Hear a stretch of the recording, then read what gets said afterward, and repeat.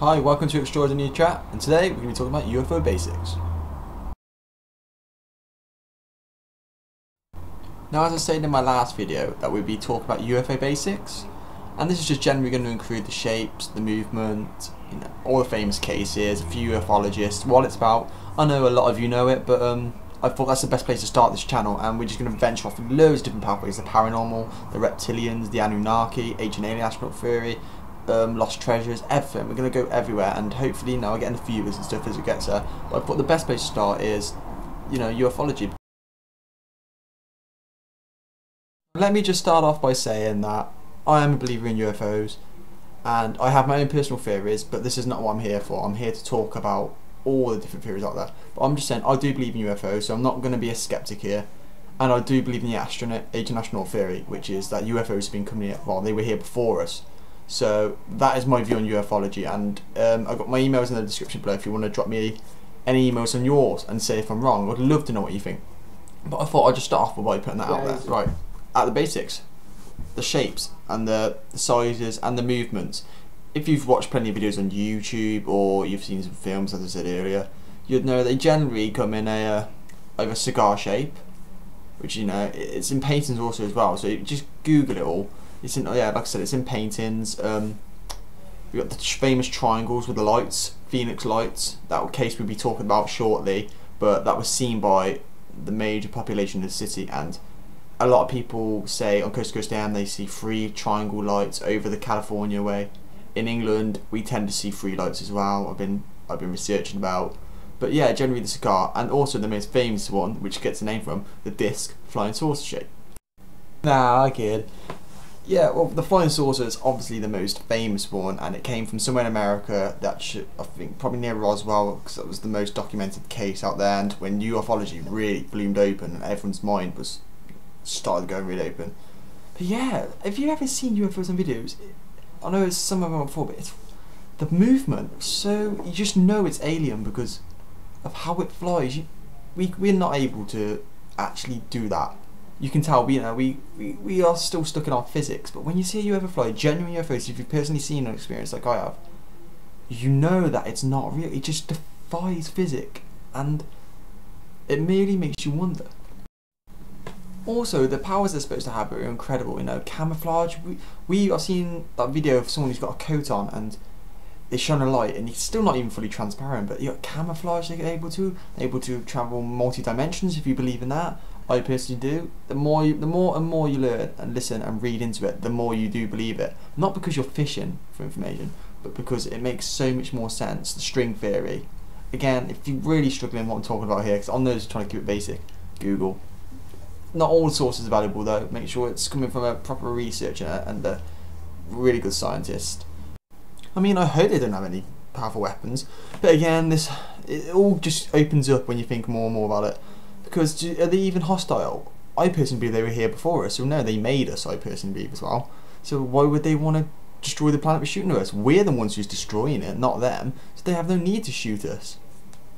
But yeah, they have the ability to move at hyperspeeds, to travel multi-dimensional, defy physics, and just make our transportation devices and vehicles to look stupid. I mean, I get the bus every day, and they could get to Malvern where I live in about 1 second. That's just depressing. Right, moving quickly on. Next bit I want to talk about is just some famous UFO cases. If you're a ufologist, you must have heard of some of these cases. Phoenix Lights, which I talked about earlier. That was in I should have got the date up. It was about 30, 40 years ago, or maybe even 20. And it was in the city of Phoenix in USA. And these lights were spotted all over the city. About 6 lights, I think, in the form of a triangle. It's on YouTube, just YouTube it. Phoenix Lights, and it's absolutely incredible. They can't be a hoax. It was seen by the city, seen by loads and loads of people. So if you try and say it's fake now, tell me why you think it's fake, and I'll say why I don't think it's fake. I mean, we both could be right, we both could be wrong. Another case, Roswell. You must have heard it, even if you don't even care about ufology. You just stumbled across this video. The Roswell case, famous 1947, I think, and that's when a newspaper said that a UFO's crashed and the government took it up, but then they changed the story the next day and said it was a weather balloon, which is strangely odd. I mean, it's a bit, it's not saying, oh wait, I thought this was a UFO, but it's actually a weather balloon. No, it's not an easy mistake. You know, you don't look at a spoon and think, oh, I thought it was a fork. You know, they're completely different.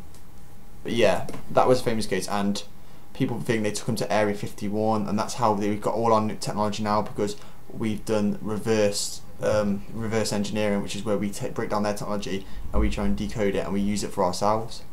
Another case I want to talk about is the Jerusalem UFO. It's not a big case, it's not massive, but I just find it amazing. It's on YouTube, again typing in Jerusalem UFO, and it's just how it's above the temple. I mean, it just links religious stuff, and it's a no-fly zone, so you can't fly over it. And it's filmed from 3 different cameras from 3 different places in Jerusalem, and it just hovers above it, and it flies up. And then, you know, at a speed we can't even recreate. And people say it's an angel because you can see the glare of the light looking like wings, but I personally think it's UFO. And if you think I'm wrong, tell me, just email me or get in touch with me.